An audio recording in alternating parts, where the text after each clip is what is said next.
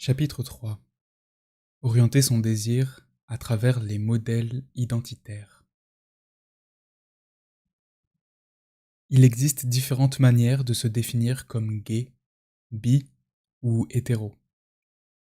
L'identification sexuelle peut indiquer une permanence, j'ai toujours été et je serai toujours comme cela. Affirmer une opposition, je suis ceci car je ne suis pas cela. Ou encore admettre une interrogation confuse, je ne sais pas trop comment me définir.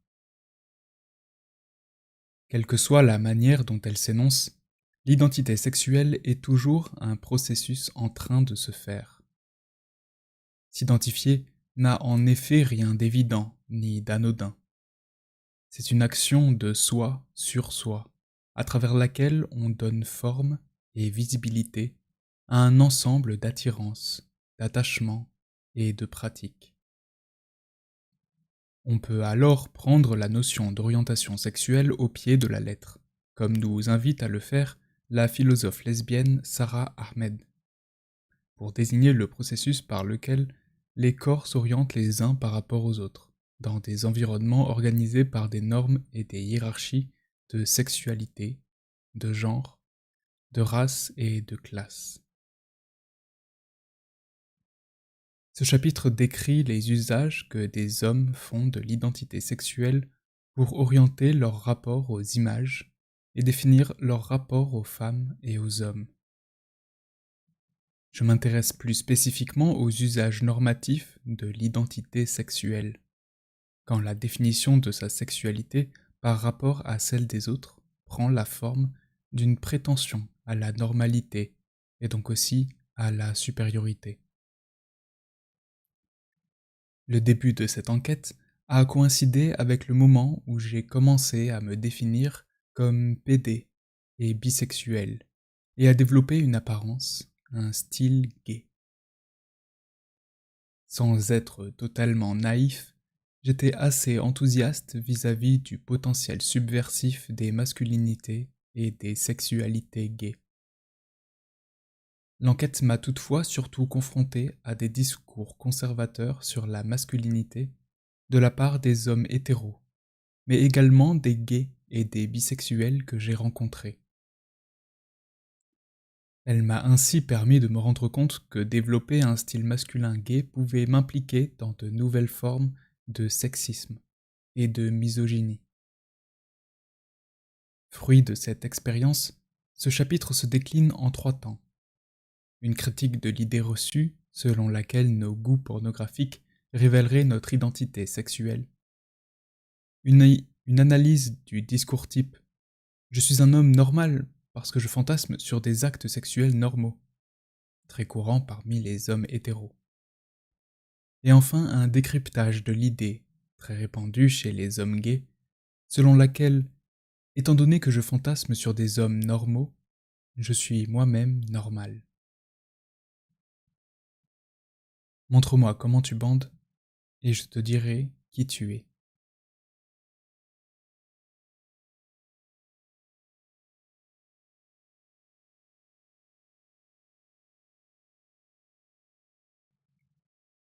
L'idée selon laquelle nos sensations sexuelles seraient un indicateur de notre anormalité est le produit d'une histoire relativement récente.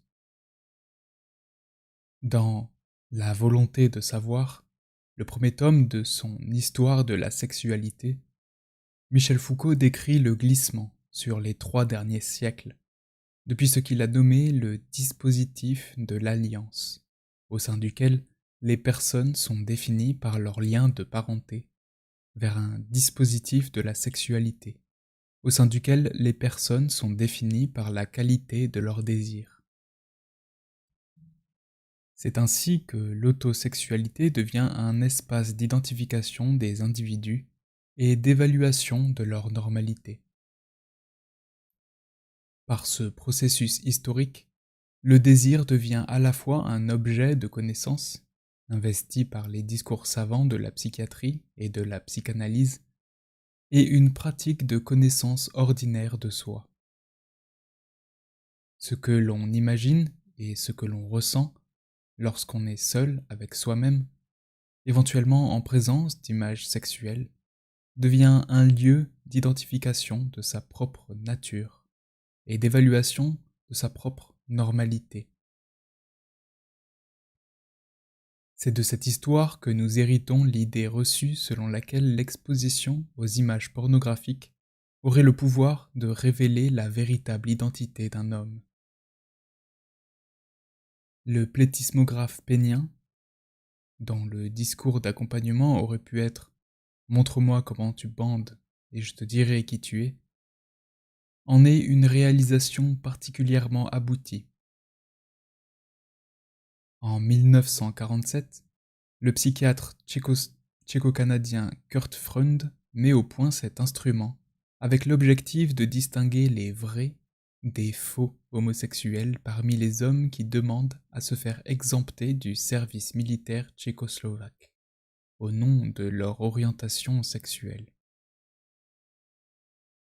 Dans sa formule initiale, le dispositif associe l'exposition à des images homoérotiques à la mesure de l'afflux sanguin dans le pénis. Si cet instrument a depuis été affecté à d'autres fins que l'identification médicale des hommes sur l'axe homo-hétéro, la croyance dans le pouvoir des images pornographiques de révéler la véritable nature sexuelle des hommes, elle, persiste. Les conceptions essentialistes de l'identité sexuelle, qui l'associent à une vérité intérieure innée, trouvent dans la sexualité masculine leur terrain de prédilection. La sexualité des hommes est, davantage que celle des femmes, imaginée comme une force naturelle que l'histoire et la société ne peuvent changer. Elle serait ainsi, par nature, puissante, rigide, immuable et incontrôlable. Par contraste, le désir féminin est perçu comme plus souple et plus relationnel, donc aussi plus malléable par le contexte culturel et plus adaptable aux impératifs de la vie en société. La surveillance des fantasmes se déploie aussi dans les familles et les groupes de pairs.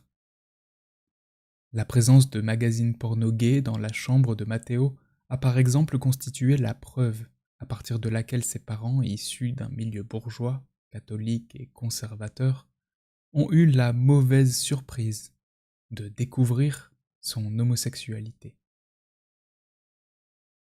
De même, lorsque les copains du collège avec qui il échangeait des magazines porno hétéros, Union, ont surpris Sébastien avec un magazine gay, HH, il a immédiatement été identifié comme le PD du groupe. C'est pour éviter ce type d'assignation identitaire que Didier a toujours tenté de brouiller les pistes concernant ses goûts et habitudes pornographiques.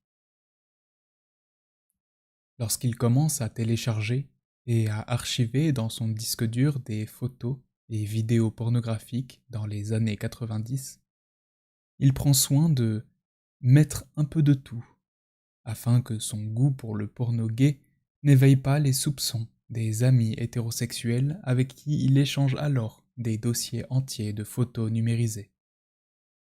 Comme ça, si on me posait des questions, je pouvais répondre qu'il y en avait pour tous les goûts. Fantasmes, pratiques et identification sexuelle entretiennent en fait des relations complexes, plurielles et contingentes. Si le porno hétéro mainstream s'adresse surtout aux hommes hétéros, dans la manière dont il est filmé par les réalisateurs et présenté par les sites de visionnage en streaming, des spectateurs et des spectatrices de tous les genres et orientations sexuelles en visionnent. Par exemple, Gaëtan est en couple gay et a des rapports sexuels exclusivement avec des hommes, mais il préfère visionner du porno hétéro pour se masturber. De même, si le porno gay s'adresse aux hommes gays, des femmes de toute orientation sexuelle en font usage. Giovanna en visionne, avec une attirance particulière pour les scènes de fellation, tout en se définissant comme lesbienne et en ayant des rapports sexuels exclusivement avec des femmes. après de premières expériences non concluantes avec des hommes. Les hommes hétéros en quête de contenu hétéronormé sont moins conscients de cette complexité. Les sites porno généralistes mettent en avant des vidéos s'adressant à eux. Il ne leur est pas nécessaire d'utiliser le mot-clé hétéro pour accéder à ce qu'ils recherchent. Effectuer une requête hétéro sur un moteur de recherche porno conduit d'ailleurs le plus souvent vers des vidéos porno gays, mettant en scène des hommes hétéros. Le mot hétéro est de fait plus utilisé par les personnes LGBTIQ+, que par celles et ceux qui habitent la norme hétérosexuelle. La définition de soi en dehors de cette norme implique une réflexion sur sa place dans la société, dont les écrans constituent des supports privilégiés. C'est entre autres à partir de sa fascination pour les hommes dans le porno hétéro que Gaëtan a su qu'il était pédé, aux alentours de ses 11 ans. C'est au même âge, lors du visionnage familial de La cage aux folles, que Philippe a compris qu'il était un garçon efféminé attiré par les garçons. C'est en voyant ce film à la télé, à 11 ans, que j'ai compris qu'être homo, être une folle et aimer les garçons, tout ça s'imbriquait, faisait un puzzle qui faisait que, tada, je suis pédé. Les sensations autosexuelles sont parfois invoquées pour indiquer une continuité identitaire à travers le temps, au-delà des discontinuités biographiques. Jean-Claude a vécu en mariage hétérosexuel avec enfant pendant 15 ans. Après son divorce, il a vécu quelques années en célibataire, a eu 2 courtes relations amoureuses avec des femmes, a découvert la sexualité multipartenaire gay et en est finalement venu à se définir comme exclusivement gay. Il est, depuis 5 ans, en couple non cohabitant avec un homme qui est de 20 ans son cadet.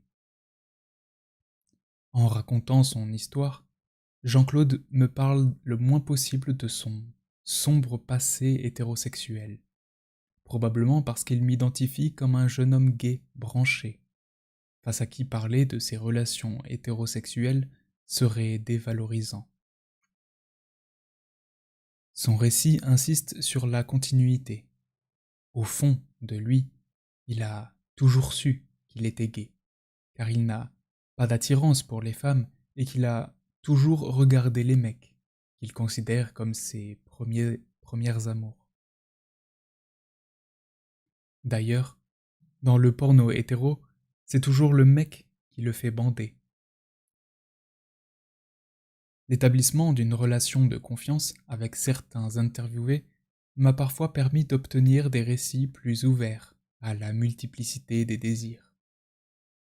Michel, qui se définit désormais comme bisexuel, commence par m'expliquer que ses 15 ans de mariage hétérosexuel n'ont été qu'une parenthèse, et qu'il a en fait toujours été attiré par les hommes. Au fil de l'entretien, il s'efforce de se replonger plus sincèrement dans ses sensations passées pour essayer de comprendre comment son désir pour les hommes a progressivement pris de plus en plus de place, sans pour autant effacer son désir pour les femmes. Didier, auprès de qui je me suis présenté comme gay, ne mentionne lors de notre premier entretien que son goût pour le porno gay et passe très vite sur le fait qu'il vit actuellement en couple hétéro. Ce n'est que lors d'un second entretien qu'il revient également sur sa consommation de porno hétéro et bisexuel, élaborant ainsi un récit plus sincère et plus nuancé de ses goûts et attirances. Ces nuances semblaient difficiles à présenter dans un premier entretien au cours duquel il s'était forcé de passer pour gay auprès de moi. Les subcultures queer ont élaboré des conceptions de l'identité sexuelle qui reposent non seulement sur l'opposition, mais aussi sur l'expérimentation. Se définir en dehors de la norme permet en effet de se laisser libre d'expérimenter différentes choses. Tom se définit comme lesbienne butch et apprécie la virilité homoérotique du porno gay pour se masturber. Elle apprécie l'énergie des pornos PD, avec leur mélange de violence, de rugosité, mais aussi de complicité et de câlin. Son goût pour les représentations hyperboliques et essentialistes de la virilité est très proche de celui des hommes gays. Elle aime les gros balèzes, les grosses bites, et les scènes dans des caves qui te donnent l'impression que c'est des mecs hétéros qui vont se cacher pour aller baiser. Ce goût, qui a commencé à l'adolescence avec la lecture d'un numéro du magazine gay Honcho, prêté par un camarade de classe, l'a d'abord perturbé par rapport à son identité lesbienne. C'est pas un truc évident au début, parce que tu te demandes, ça veut dire quoi? Peut-être que je suis hétéro? Et puis tu te dis, merde, je suis pas pédé non plus. Au tout début, je pensais que j'étais taré. Mais après, j'en ai discuté avec une amie, elle aussi lesbienne, et elle m'a dit, mais ouais, moi aussi, je regarde du porno gay. La conception essentialiste de l'identité sexuelle amène spontanément Tom à voir son attirance pour le sexe explicite en... Pardon. Tom à voir son attirance pour le sexe explicite entre hommes comme une confession involontaire de bisexualité, voire d'hétérosexualité. Si, en tant que femme, elle est excitée par des hommes, n'est-ce pas qu'elle serait, en vérité, et contrairement à ce que ses relations amoureuses et sa sociabilité amicale et militante prétendent, hétérosexuelle? Le dépassement progressif de cette question, qu'elle se pose aujourd'hui avec distance et amusement, s'est fait grâce à des conversations entre amis et des expérimentations avec une amante états-unienne. C'est avec elle que je me suis désinhibé, que je me suis rendu compte que je pouvais baiser avec des godes, me faire goder et kiffer voir des mecs dans les pornos gays, sans que ce soit un problème du genre faut que je me remette en question, peut-être que je suis hétéro ou bi. Tom a eu des rapports sexuels avec des hommes à l'adolescence, et il lui arrive régulièrement de rouler des pelles à des PD, dans des soirées mixtes LGBTIQ+. Son rapport aux représentations sexuelles de la masculinité gay se fait moins sur le registre « Ouais, j'aimerais bien que ce mec me prenne » que sur le registre « J'aimerais bien le voir en action » depuis une position masculine de voyeur qui l'amène à mater en tant que mec. L'identification peut donc aussi se penser comme un bricolage expérimental à partir des ressources culturelles dont dispose une personne dans un contexte donné. La normalisation hétérosexuelle du désir.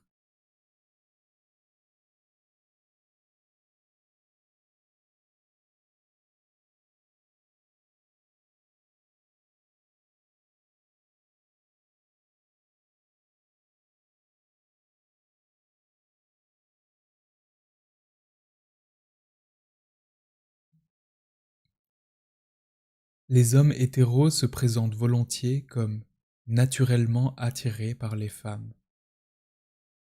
À l'issue de son enquête sur les pratiques sexuelles entre hommes hétéros et blancs aux États-Unis, Jane Ward propose, à contrario, de penser l'hétérosexualité masculine blanche comme une fétichisation de la norme.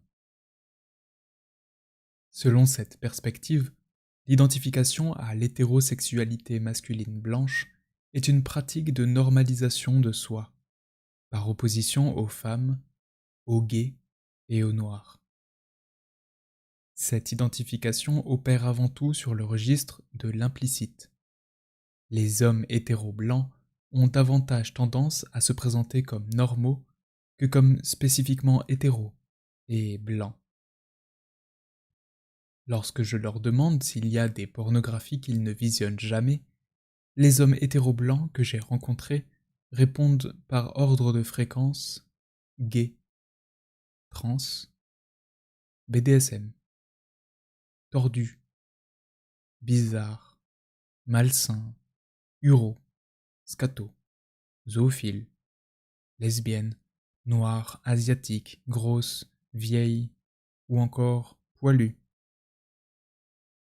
Si les expressions genrées et radicalisées et racialisées du dégoût dans le domaine sexuel sont ici voisines les unes des autres, c'est qu'elles participent d'une même dynamique. Le racisme opère par la dévalorisation sexuelle et l'hétéronormativité par la dépréciation raciale. Louis évite par exemple systématiquement les femmes noires, dont il trouve la texture de peau trop épaisse, l'odeur trop forte, et dont il déplore le manque de hanches. Deux boules, pour moi, c'est pas un cul de femme. Il reproche par ailleurs aux femmes asiatiques leur manque de caractère sexuel secondaire féminin. Il sous-entend ici des poitrines et des fessiers qu'il juge trop petits. J'ai l'impression de baiser une nana de 8 ans, comme ça, ni ni ni ni ni, explique-t-il en faisant un bruit enfantin, censé renvoyer à un accent chinois. Louis se permet cette violence verbale car il se sent en confiance dans cette situation d'entretien entre hommes blancs. L'identité hétérosexuelle masculine blanche s'énonce avant tout par l'exclusion de ce qu'elle n'est pas.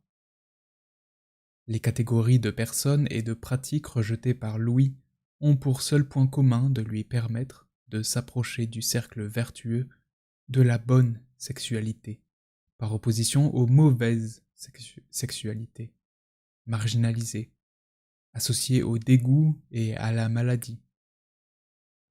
Les contenus pornographiques catégorisés comme gays sont les premiers que les hommes que j'ai interviewés déclarent éviter. Nicolas l'exprime clairement. Déjà, tout ce qui est gay. Parce que ça me plaît pas du tout. Tout ce qui est zoophilie, scatophilie, SM, c'est des trucs qui ne me branchent pas du tout. Et du coup, Enfin, voilà. C'est l'effet inverse de ce que je recherche quand je regarde. Donc, du coup, surtout pas. L'hétéronormativité des spectateurs s'aligne en cela avec celle des professionnels. Scénaristes, réalisateurs, acteurs, monteurs, journalistes, concepteurs de sites web et rédacteurs de contenus porno en ligne, dont la ligne de conduite consiste à ne pas confronter les hommes hétéros auxquels ils s'adressent à des contenus gays.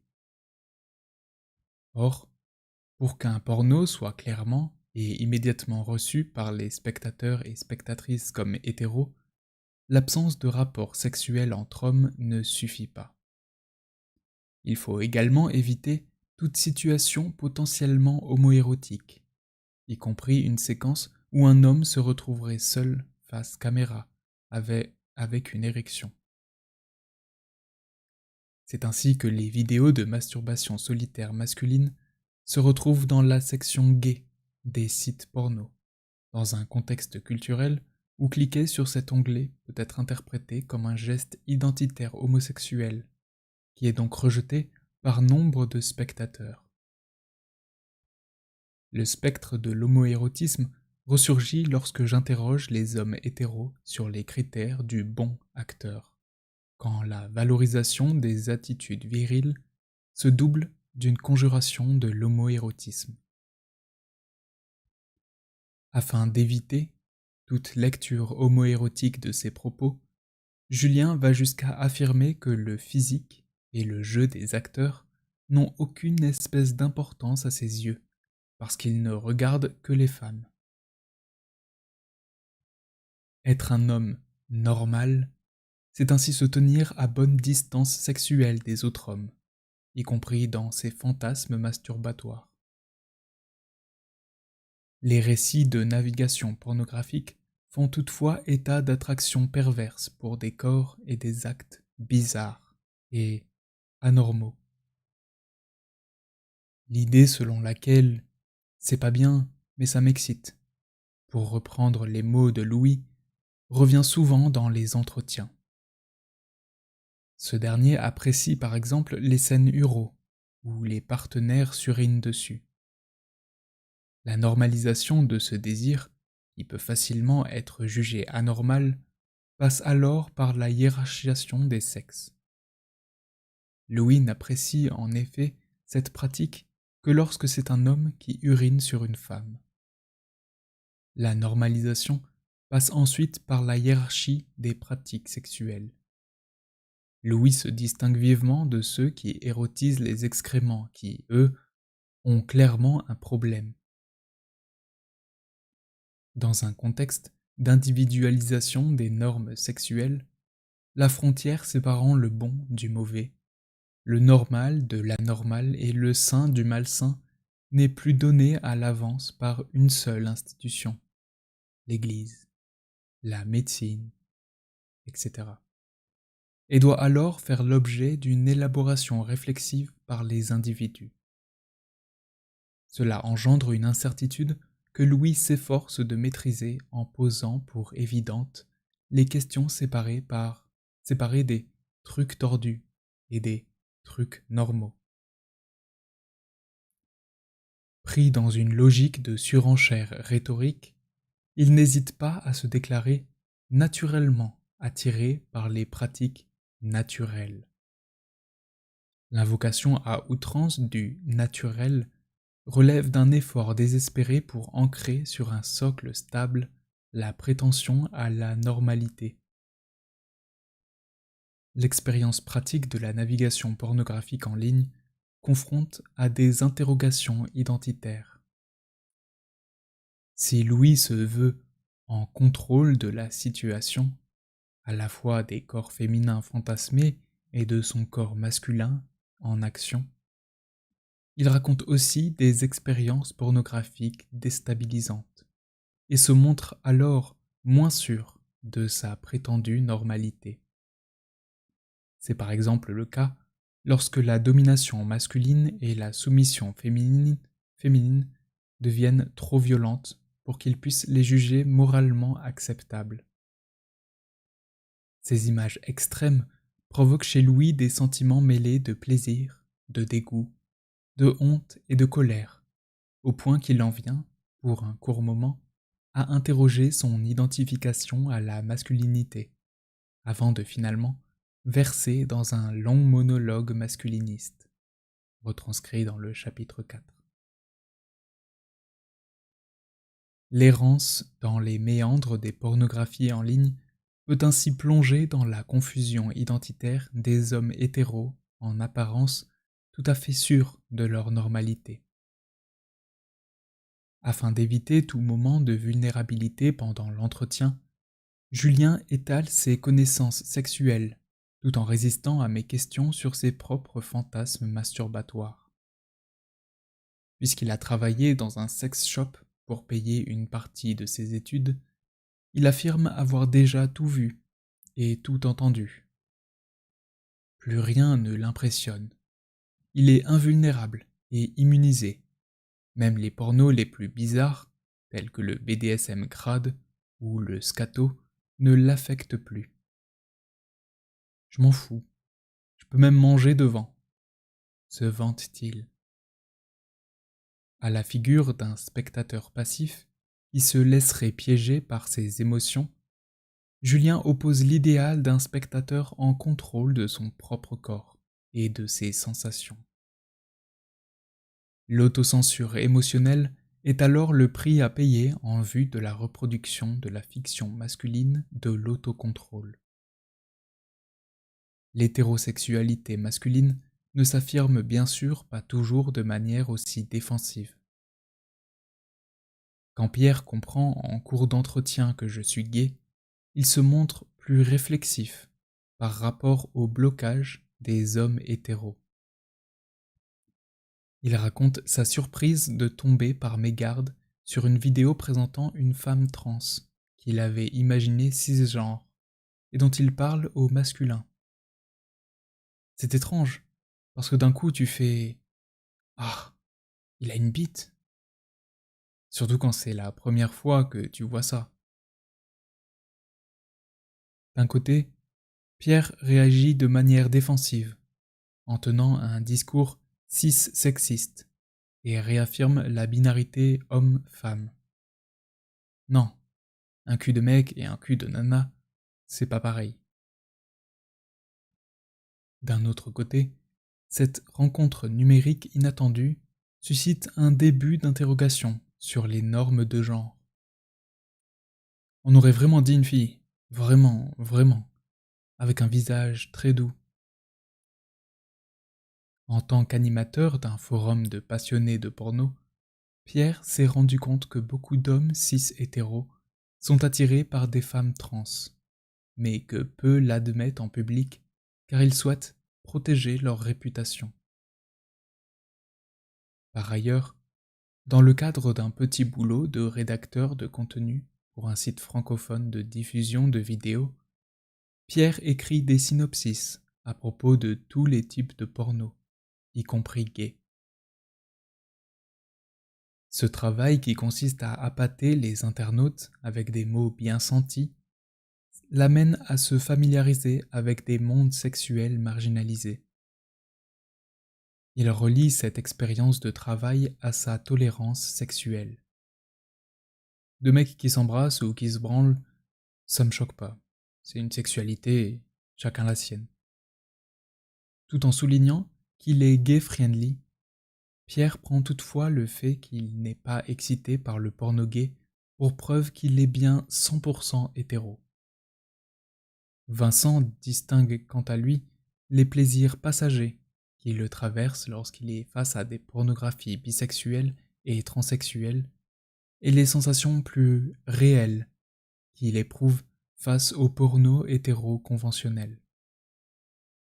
Lorsque la frontière entre ce qui m'excite et ce qui ne m'excite pas se floute, l'identité hétérosexuelle se reproduit par la hiérarchisation,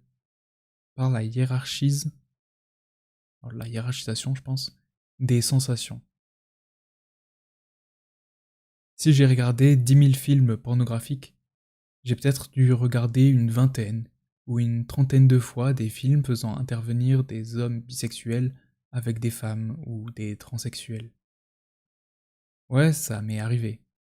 J'ai même ressenti une certaine forme d'excitation, qui, pour le coup, est retombée tout de suite après. C'était peut-être lié dans mon esprit à une forme de...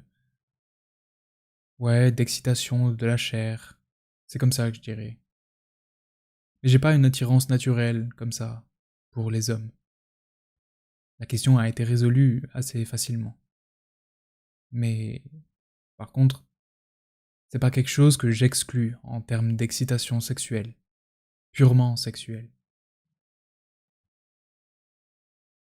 L'hétérosexualité masculine ne se définit pas seulement dans le rapport à l'objet féminin désiré, mais aussi dans le rapport à soi-même, en tant que sujet masculin désirant. Peut-être un homme hétéro normal, il ne suffit pas de visionner du porno hétéro normal, il faut surtout attester de sensations normales. Cela ne revient certainement pas à dire que tous les désirs de tous les hommes hétérosexuels se conforment à cette norme sociale dominante. Au contraire, la normalisation hétérosexuelle du désir est un processus sans fin, puisque l'expérience sensible du désir est toujours beaucoup plus confuse et ambiguë que sa représentation idéalisée. Dans la pratique, pour être considéré par ses pairs comme un homme hétéro normal, mieux vaut en fait en dire le moins possible sur la réalité complexe de sa vie autosexuelle et fantasmatique. Alors que la frontière qui sépare le normal de la normale se déplace, à mesure que des minorités sexuelles se mobilisent pour se défendre, l'idée d'une différence naturelle et essentielle entre hétérosexualité et homosexualité perdure,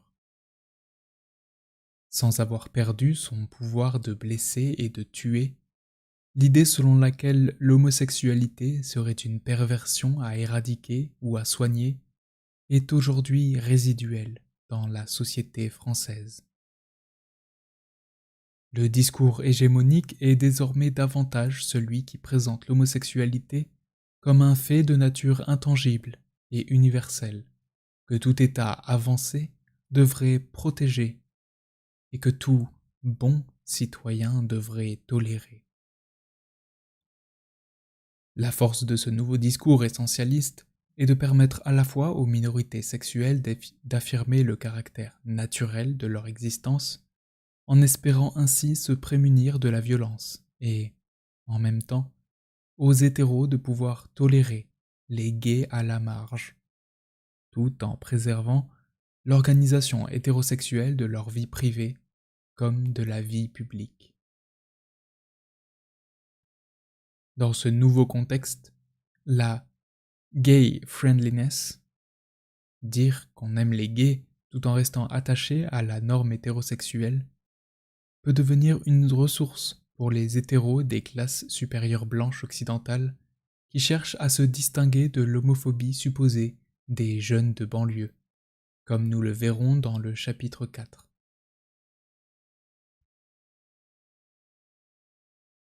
Le désir gay de virilité hétéro.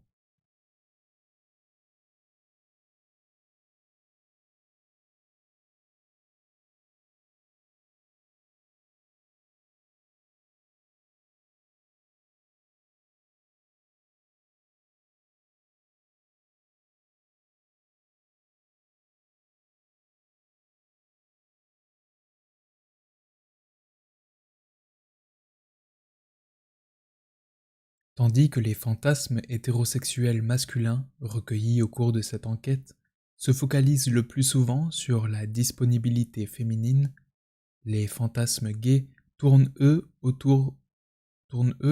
en grande partie autour de la virilité brute, authentique et naturelle. Ces qualificatifs font d'abord référence au corps des partenaires réels ou fantasmés, et ensuite, parfois, au corps de l'énonciateur. L'investissement érotique porte notamment sur le plaisir de voir et de toucher des corps musclés et poilus, aux cheveux courts. À partir du moment où il y a du mec très viril, du crâne rasé, je tombe sous le charme, confie ainsi Laurent. L'adjectif brut peut renvoyer à, par exemple, à la texture d'une cuisse épaisse ou à la tessiture d'un gémissement grave. Le brut trouve de nombreuses résonances dans les cultures gays contemporaines. Il renvoie, depuis les années 90 et l'émergence de la pornographie bareback, à l'attrait pour le sexe anal cru, sans préservatif, et à des pratiques hard, telles que l'uro et les jeux de domination-soumission. Le brut renvoie également à l'esthétique amateur de la vidéo numérique, par contraste avec l'esthétique professionnelle associée au cinéma et à la télévision. Dans le contexte spécifique des sociabilités numériques gays parisiennes des années 2000-2010, l'attrait pour la virilité se formule souvent dans les termes d'une vraie sexualité, sans trucage et sans capote, entre vrai homme, amateur et viril. Ces fantasmes ne sont bien sûr pas ceux de tous les hommes qui évoluent dans ces espaces gays. On peut notamment citer la figure du minet, ce jeune homme glabre et doux comme un contrepoint. Les fantasmes des participants à l'enquête se situent cependant dans un certain mainstream gay, au sens où la figure de la virilité brute invoquée lors des entretiens est aussi la plus visible et la plus valorisée sur les sites pornographiques, les applications mobiles de drague, les affiches promotionnelles de soirées festives ou encore les magazines gays. Le muscle brut n'est pas celui du corps, artificiellement bodybuildé de la pornstar qui pose dans un film tout bien ficelé où ils sont au bord d'une piscine à Los Angeles, mais plutôt celui du mec naturel que tu pourrais croiser dans la rue, explique Gaëtan. Pendant que nous regardons une vidéo du site ericvideo.com où un jeune homme habillé streetwear porte manche pardon un jeune homme habillé streetwear marche le long d'un mur du 18e arrondissement parisien arborant des fresques hip-hop, Jean-Claude commente: quand c'est amateur, c'est plus nature. Plus tôt dans l'entretien, il avait exprimé son désintérêt pour les corps apprêtés, bodybuildés et huilés des pornos gays des années 90 à l'esthétique Calvin Klein, trop léchée à ses yeux. L'attrait pour la masculinité brute n'est pas toujours focalisé sur le pénis. Lorsqu'il navigue sur Xtube, Philippe écarte les scènes de pénétration pour visionner essentiellement des vidéos de muscle worship ou culte du muscle, qui érotisent la texture de bras et de muscles masculins. Lorsque Laurent décrit son attrait pour les power bottom ou passifs puissants, et plus généralement pour le côté passif mais masculin d'un mec, il rappelle, à travers la conjonction mais, la prégnance des dualismes masculin-féminin et actif-passif, tout en les assouplissant en faisant de la passivité anale une source potentielle de puissance virile. Le plaisir gay de voir et de ressentir les expressions sexuelles de la virilité peut, plus exceptionnellement, intégrer des performances de la masculinité par des actrices. Frédéric a par exemple une passion pour les éjaculations énormes de femmes. Il aime bien cette touche de masculinité dans le comportement sexuel des femmes. L'attrait pour le brut se focalise toutefois souvent sur la virilité pénétrante. Lorsqu'il explique son goût pour le studio berlinois Kazzo Films, Matteo loue à la fois les mecs bien musclés, bien poilus, tout ce qui est uro, et les plans de domination et de séquestration. La métaphore du combat de coq, qui revient souvent lors des entretiens, renvoie à la construction d'une tension homoérotique masculine autour du fantasme de la compétition entre mâles dominants. Dans ce registre de domination, Peto Coast, vedette des studios Macho Fucker, puis Eric Video, fait figure de référence, notamment pour Sébastien. Il a du chien.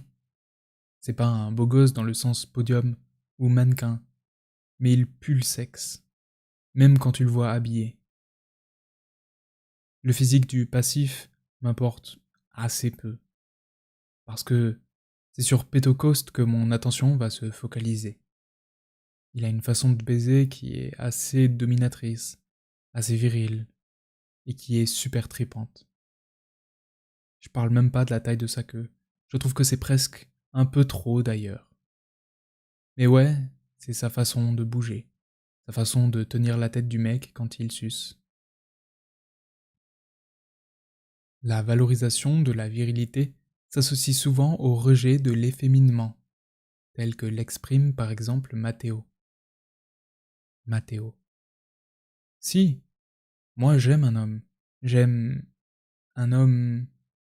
Je n'aime pas une femme cachée dans un homme. Sinon, j'aurais à disposition les femmes. Et même si, sans entrer dans le détail de mes préférences sexuelles, Je préfère être plutôt actif. Je n'aime pas un mec passif. Florian. Comment ça, passif? Mathéo. Trop efféminé. J'aime un mec qui est un homme. Et j'aime faire l'amour avec lui parce qu'il est un homme. La misogynie courante dans le parler érotique des hommes gays coexiste toutefois avec des formes d'incarnation de la féminité. Les tétines, tétons, et les chattes, anus, occupent par exemple une place importante dans la sexualité de Jean-Claude, qui affiche fièrement sa capacité à bien encaisser en tant que soumis BDSM. En pervertissant de l'intérieur le langage de la différence des sexes et ses dualismes masculin-féminin pénétrant-pénétré, le parler gay permet d'envisager la virilité comme une matière hybride et polymorphe, dont on peut aussi apprécier les qualités féminines. Le potentiel érotique de la virilité brute peut être intensifié par sa catégorisation comme hétéro. Certains blogs gays se sont spécialisés dans la compilation des meilleures scènes accidentellement homoérotiques issues du porno hétéro. Aussi, dans le sillage du porno hétéro pour femmes, un porno hétéro pour gays est commercialisé par des studios tels que Straight Guy for the Gay Eye. En gros, c'est des hétéros qui baisent, mais tout est centré sur le mec, et c'est pensé à destination des PD. Et la fille, tu l'oublies, parce que c'est des beaux hétéros. Résume Philippe. Des studios porno gays promettent par ailleurs des hommes hétéros qui se mettent au sexe gay. Straight men getting busy with gay sex. Selon la formule du site Baitbus, dont le nom signifie littéralement le bus à pas, les vidéos de ce studio suivent toujours le même scénario. Une équipe de 4 personnes, composée d'un conducteur, un caméraman, assis sur le siège avant du minibus, une actrice, assise sur le siège arrière, et un acteur, caché dans le coffre, navigue dans une ville états-unienne, à la recherche d'un homme vraiment hétérosexuel. Le conducteur convainc l'homme hétérosexuel de se faire filmer en train de recevoir une fellation de la part de l'actrice contre une rémunération de $100. Une fois que l'actrice lui a bandé les yeux, l'acteur sort du coffre et prend le relais.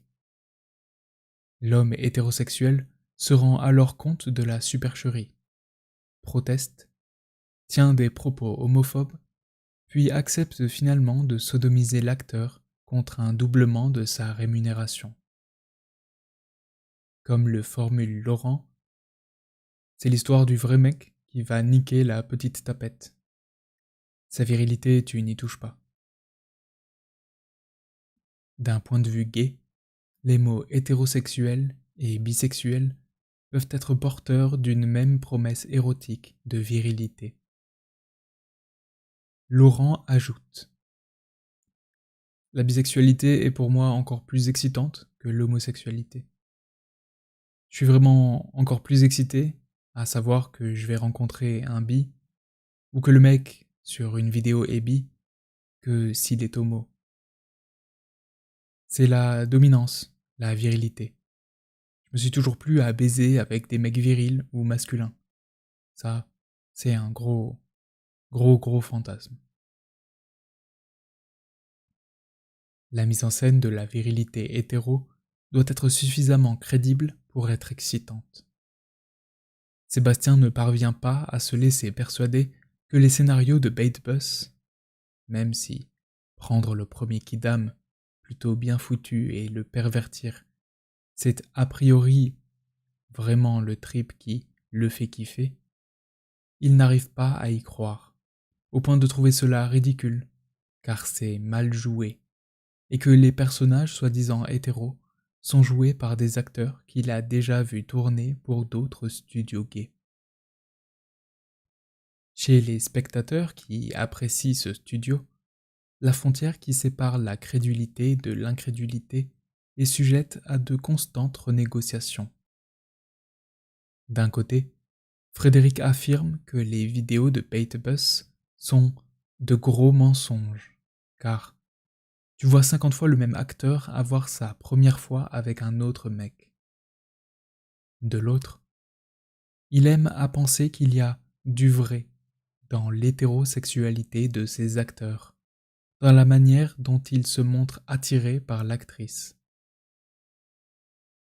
Au modèle du male gaze, défini par Laura Mulvey, selon lequel le corps érotisé de l'actrice est objectivé simultanément par les regards masculins du réalisateur, de l'acteur et du spectateur, se substitue ici le modèle de la triangulation homosociale, théorisé par Eve Kosowski-Sedgwick, où la fonction du corps féminin de l'actrice est de permettre le rapprochement homoérotique des corps masculins de l'acteur et du spectateur. Le désir gay pour la virilité hétéro est souvent interprété en termes d'aliénation, de haine de soi et d'homophobie intériorisée. En désirant des hommes hétéros, les hommes gays voueraient un culte à des hommes plus virils qu'eux. Ils resteraient ainsi les prisonniers d'un ordre hétéro-patriarcal qui place la virilité hétéro au-dessus de l'efféminement gay.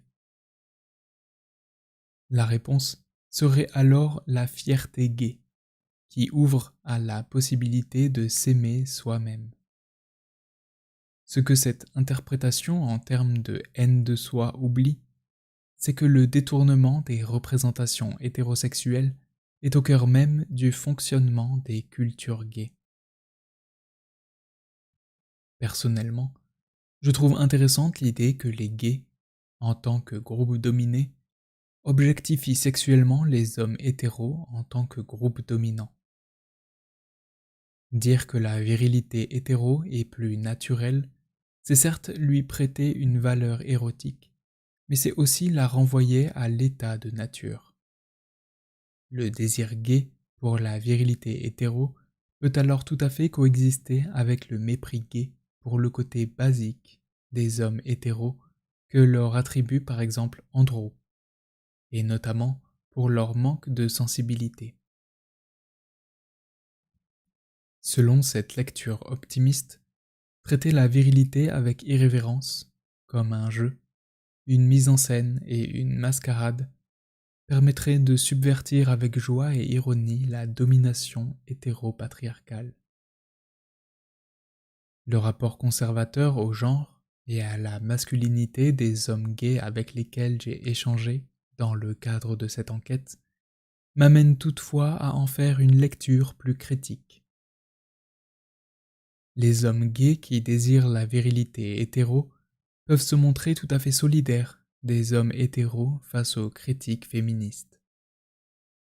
Laurent reconnaît par exemple l'existence de la domination masculine tout en expliquant, avec un certain cynisme, qu'il s'en accommode en tant qu'homme gay attiré par les représentations exacerbées de la virilité. Si la vision macho de la sexualité proposée par le porno hétéro-conventionnel lui semble, bien sûr, radicale, il ne donne pas pour autant raison aux féministes qui la critiquent. Il parle d'ailleurs rarement de sexualité avec des femmes. Le seul ami avec qui il partage ses désirs sexuels est un homme médecin d'une quarantaine d'années, comme lui.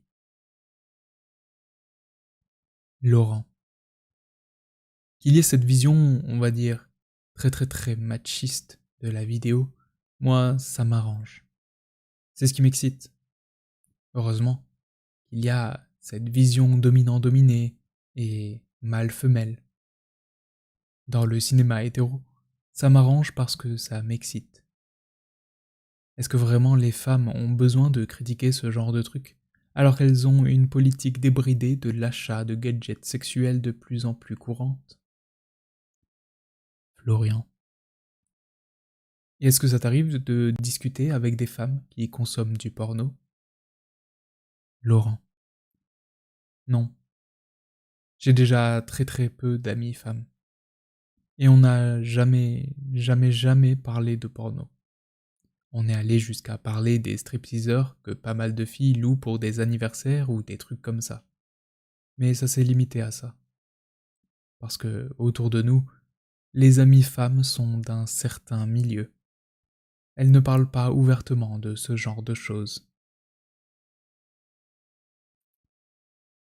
Le désir de virilité hétéro est moins ici un désir de l'autre qu'un désir d'être un homme viril, en contact avec d'autres hommes virils.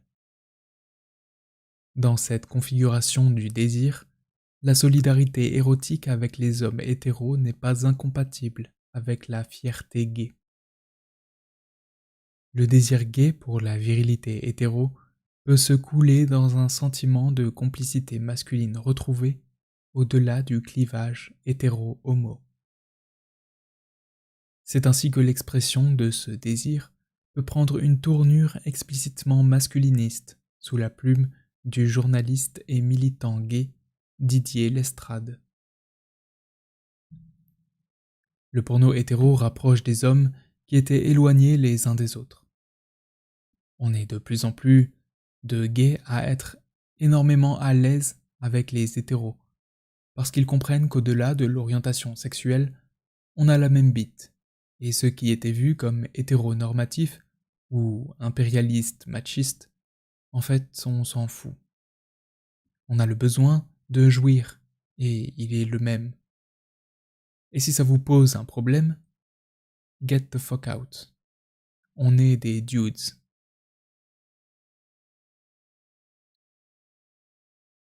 Être un vrai mec qui désire les vrais mecs n'est pas seulement un jeu érotique, c'est aussi une marque d'appartenance au groupe dominant.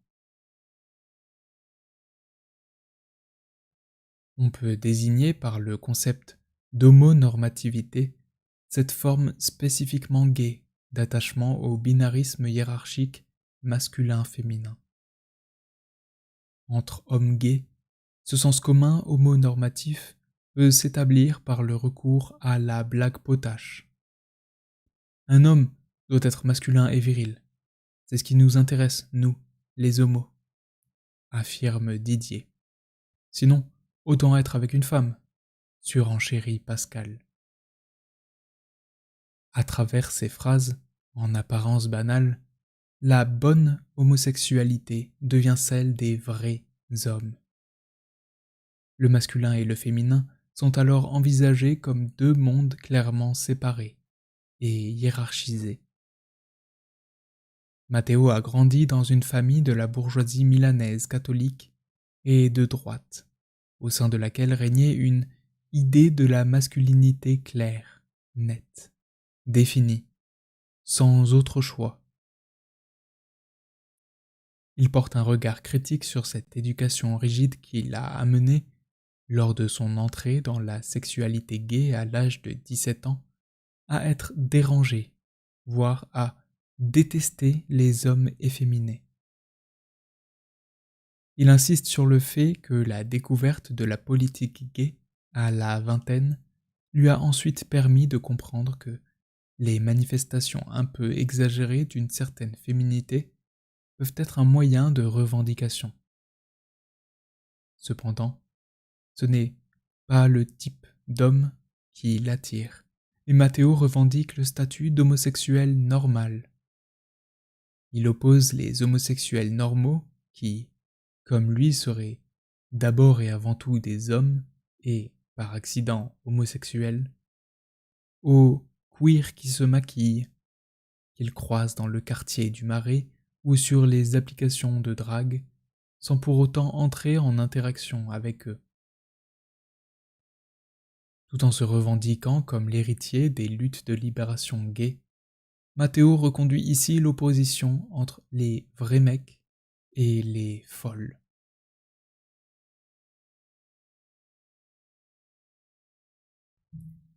Les discours de libération homosexuelle, dont les films porno gays sont l'un des supports, présentent volontiers le désir gay comme une sexualité naturelle qui ferait exploser le carcan d'une répression hétérosexuelle artificielle. Ce discours peut avoir des effets libérateurs dans la mesure où il affirme le désir homosexuel et retourne le discours homophobe en disant que ce qui est mauvais est bon, que ce qui est malade est sain. Ce discours essentialiste, centré sur la notion de nature, tend toutefois à affirmer, dans un même geste, l'homosexualité et la virilité. La libération homosexuelle court alors le risque de devenir une politique masculiniste, par laquelle les hommes gays revendiquent un droit à l'occupation de l'espace patriarcal, plutôt qu'une force destructrice, ou, du moins, transformatrice de cet espace. En tant que minoritaire, la masculinité gay est souvent envisagée comme occupant, par définition, une position subalterne dans l'ordre de genre. Dans son ouvrage fondateur Masculinité, Raewyn Connell avance que l'opposition situe parmi les hommes les masculinités homosexuelles au bas de la hiérarchie de genre. Selon elle, dans l'idéologie patriarcale, le gay est le dépositaire de tout ce qui se trouve symboliquement expulsé de la masculinité hégémonique, du goût sophistiqué pour la décoration d'intérieur jusqu'au plaisir anal. En somme, l'interprétation de l'homosexualité masculine par la culture patriarcale est simple. Les gays manqueraient de masculinité. Tous les hommes gays sont alors pensés comme occupant une même position subordonnée par rapport à la masculinité hégémonique, qui est imaginée comme intrinsèquement hétéro. Ce cadre analytique ne permet pas de rendre compte du continuum de solidarité masculine qui existe, malgré l'homophobie, dans le domaine de la sexualité et au-delà.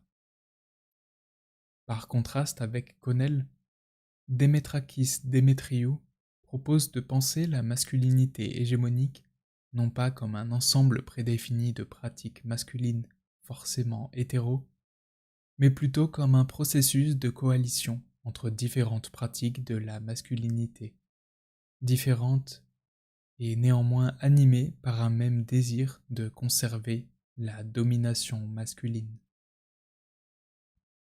Cela permet de rendre compte du fait que certaines pratiques de la masculinité gay, y compris celles qui se revendiquent d'une fierté minoritaire et d'une sensibilité subculturelle, sont des pratiques de domination masculine.